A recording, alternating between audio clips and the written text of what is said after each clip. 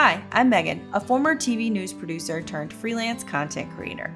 While searching for the elusive work-life balance, I realized I had built my life around my work when really it should be the other way around. So I clocked out of clocking in and decided to take on a workload that made sense for me and my family. Within my first year, I was able to spend priceless quality time with my girls while matching my full-time salary, leaving me content to create. Now, I want to share the lessons I've learned, the tools I've used, and more than anything, I want to share the people who have helped make this happen. I'm so glad you're here.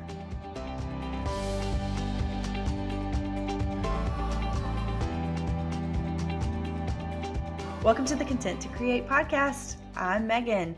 Today, our guest is Trysh, a certified life and push coach, a medical lab tech, and a mom of two. She's passionate about helping others find a love for fitness, mastering their energy equilibrium, which we'll talk a lot about in this episode, and helping them connect with their purpose in life. I think a lot of moms can resonate with the way that Trysh felt before she launched this business. I hope if you're listening and you feel the same way, that you know that you are not alone. Hi, Trysh. Welcome to the Content to Create podcast. I'm so excited that you're here. Yeah, I'm excited to be here. I got up early for this.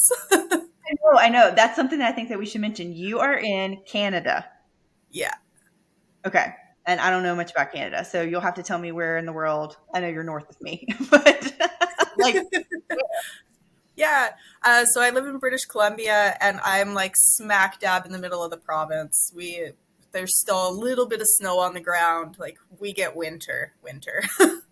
winter. Okay. Well, I'm in North Carolina, Charlotte, North Carolina. And you're probably like, where's that? So how did we meet? We met via Instagram, which I think is crazy, but we connected over some talk about goal setting. And I noticed in your bio that you had some verbiage around energy equilibrium. And I found that very intriguing. And it just launched this beautiful online friendship that I feel like we just connected on a grander level. Tell me a little bit about what you do, who you connect with, and especially like energy equilibrium. What does that even mean? Yeah. So a little bit of backstory. I've been a health and fitness coach with a network marketing company for 3 years now. And that's kind of what blossomed me into this place where now I've started my own company where I get to what we call true coaching. So before it was a little bit of like, I'm your hype squad, I do accountability, whatever. And now I'm in this place where I can actually coach people, like asking people, what are your goals? What are the limiting beliefs that you deal with? And one of the areas that we'll kind of touch on this, I think, a little bit later with the topic is there's a wide variety of people that I work with and the ways that I can help, especially with doing one-on-one coaching. I think that's like, it's been cool to help people, not just with fitness goals, but also just with like life and relationships and especially like starting to get into business, working with other entrepreneurs, and just helping them like create their plans. As far as the energy equilibrium goes, this is something that I kind of got to play around. Like I made that up, right? That's my coined term.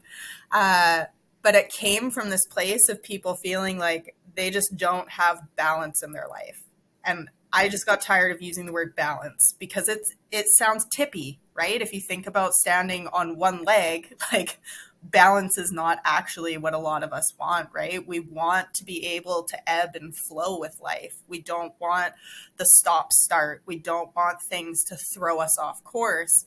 So what I do with the energy equilibrium focus is helping people address their energy drains. A lot of people feel like work sucks the life out of me. Kids suck the life out of me. It's like, hey, cool. What about that? Like, what about it is actually draining your energy? Because that's different for everybody. And then on the flip side, we get to do our energy generators. And this is the most fascinating piece because a lot of people have shoulds. I should get out for a walk. I should work out. I should do this with my kids. I should do this with my business. But if it's not actually generating energy for you as an individual, it's not going to make up for the energy drains in the day, right? And that's where we get to this point of burnout because we're doing things that are good for us, right? but they don't serve us. So helping people find, okay, how can we work through to correct for the energy drains, and what are the activities that actually light you up? Wow.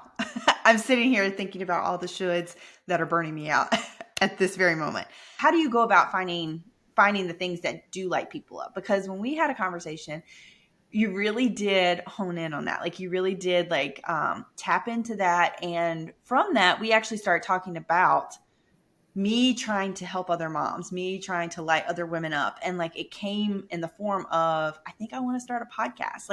I think I want to talk about this on a grander level. And so this is something that we talked about when we like kind of met in a professional setting. It must give you energy to help other moms do this though. So it goes back a long ways. My daughter will be 9 this month, and it goes back to that first year. It was actually the first week after she was born. There were a lot of red flags that said I had postpartum depression, and I suffered in silence. I'll say in silence, but there were a lot of tears for a year because I just felt like I was broken. I felt alone. I felt scared to open up, but I couldn't explain it. Like I could not find the words to explain what's going on in my head, to say, I know that this isn't actually how I feel, but these thoughts keep running through my head. I equate them to like daymares, right? It's just my brain Mm, just coming up with this. And it was May. So my daughter had just turned 1. And I remember reading this blog on the Mighty, and I wish that I could find that particular article from 2015 where she described the thoughts that were going through her head, and it felt like she was inside my brain.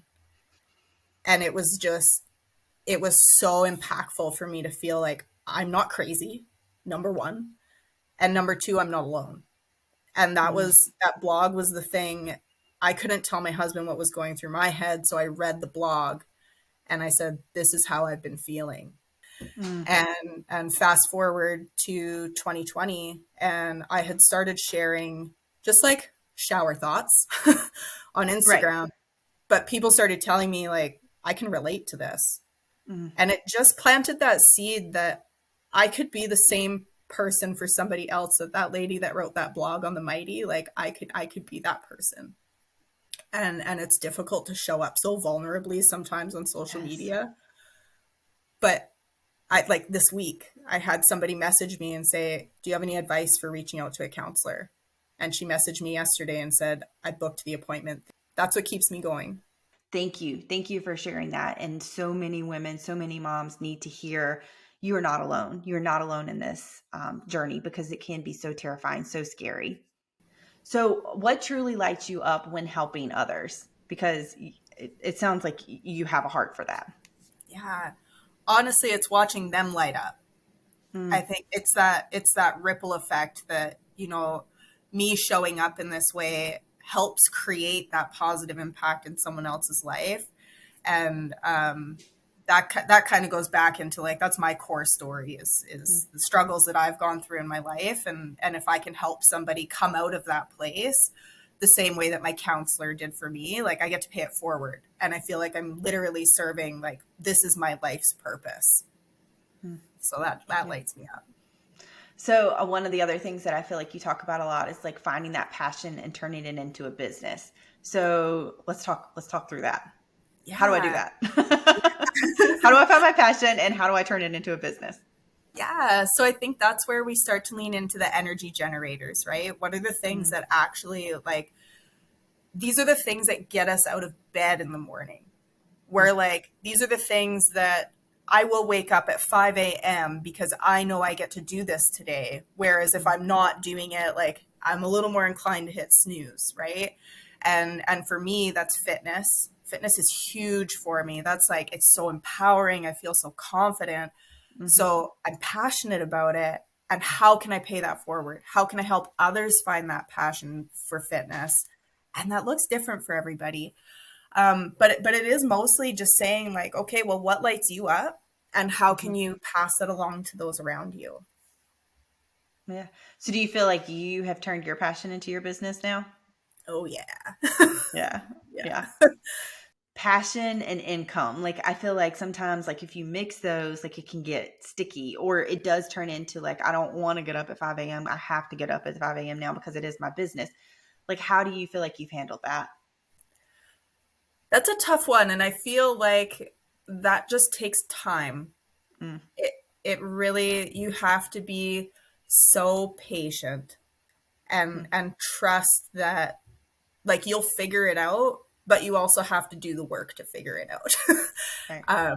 Personal development is huge, right? When we first start pursuing our passions, and like we kind of talked about this before we started here, but it's very easy to fall into the comparison trap to Hmm. say like, okay, I'm passionate about baking. I love like being artistic, but what do I offer that Susie down Yeah. the street doesn't?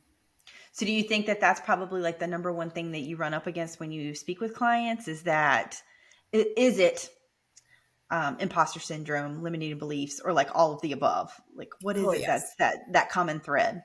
Yeah. So I call it your inner mean girl, or it can be like your inner critic, Oh. but everybody has it. Hmm. Everybody has that one line that they say to ourselves, right? And like I went back through the notes from our session and it was, well, what do I have to say? Mm. And it's like that's a trigger for us, Hmm. right? Where that's where we start to spiral. And that's probably the most common one, right? Is we devalue ourselves. We feel like our experience isn't going to create an impact in somebody else's life because 3,000 other people have done this. Like, what difference do I make? And we forget that there are like 7 billion people on the planet, and somebody might resonate more with like one word. You can say one thing different, right? Like you said, energy equilibrium is what stood out. If I'd just had, I'll help you find work life balance, like you would have been like, I've seen this a million times, right? So I think that it's important to answer those questions when you have a what do I have to say, sit down and write it out. What do you have to say? Another thing that I work with people that comes out a lot is what's the point. I do a lot of all or nothing work as well because that's where we could a lot of resistance. So when people say what's the point, we'll sit down and write out like what's the point to me starting a podcast, what impact does that make, why is it meaningful for me, like what's the point of taking these actions, because our brain will say, what's the point, and go to a negative place. Like, what's the point of starting this? It's not going to drive income. It's not going to make you six figures this year. Like, it just like goes on and on and on. So I find it's helpful to challenge that thought, to sit Hmm. down and write out, like, this is what the point is. This is what I have to say. And that's how you start to overcome that. Combat those negative thoughts. Whew, that's hard. So I love to ask the question like, where are you content? This is a funny question for me Okay. because a couple of weeks ago I listened to a podcast and he actually said like content is the killer of happiness. Ooh. And Okay. that was a wake up call for me because I think it's natural in the winter we all kind of go into this hibernation mode, right? We get Hmm. very content. I got content with my nutrition, with my fitness. I was like, like I'm strong, I'm flexible, I feel good. I don't feel bad anymore. And sometimes that's where like the content comes in is I'm like, well, I don't feel bad. I'm not suffering, I'm not struggling. But then we miss that drive, right? We don't actually pursue what we're passionate about if we're like, things are good enough. We stay in our comfort zone. And I think that when we get restless, and I think that this is similar to what Junior said in that first episode, is that's a sign that you are like you have energy literally buzzing in your body, waiting to be let out. And if we get that energy equilibrium, now we know where to put that energy, right? Instead of just like, I'm restless, I'm going to get up and clean the house. Like, cool. So you could be more content with being at home more, right? Like we will keep ourselves safe when we feel content instead of I'm restless, maybe I'll try something new. I tried pole fitness last month. It's like it's not what you think it is. It's so physically challenging. But it was something that pushed me out of that contentment. I Hmm. want more out of life. And I think that we all subconsciously want more out of life, but we don't always know how to channel that. right? Yeah. How do we move that? How do we move ourselves forward with our energy? Yeah. What kind of content do you consume? Like, what's something, if you could tell everybody that they need to listen to, watch, read, whatever, what would that be? Radical Confidence by Lisa Bilyeu will change your life. If you Okay. are an entrepreneur, if you struggle with imposter syndrome, if you struggle with self-doubt, it will change your life. I like 10 out of 10.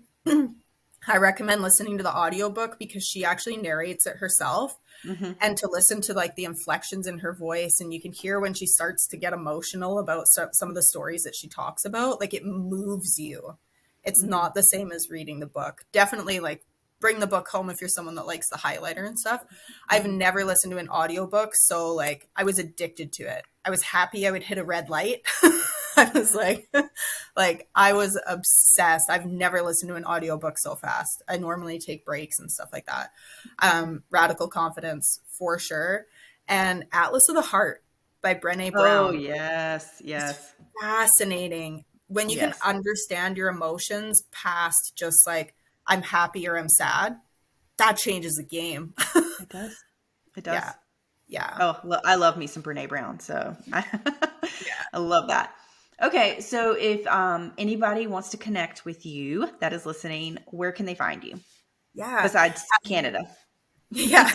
Just like throw a dart. So I'm on Instagram at Trysh, Trysh 93. Trish, thank you for coming on the Content to Create podcast. It's been a pleasure. And I am so glad that we had our conversation many months ago and that now the podcast that we had talked about, you could actually be a guest on. That's very Yeah. cool. Yeah. I'm very honored. Thank you so much for this opportunity. Thanks for joining me today on the Content to Create podcast. If this episode resonated with you, I'd love to hear from you. Send me a message. You can find me on LinkedIn or Instagram. I have both linked in the show notes. See you next time.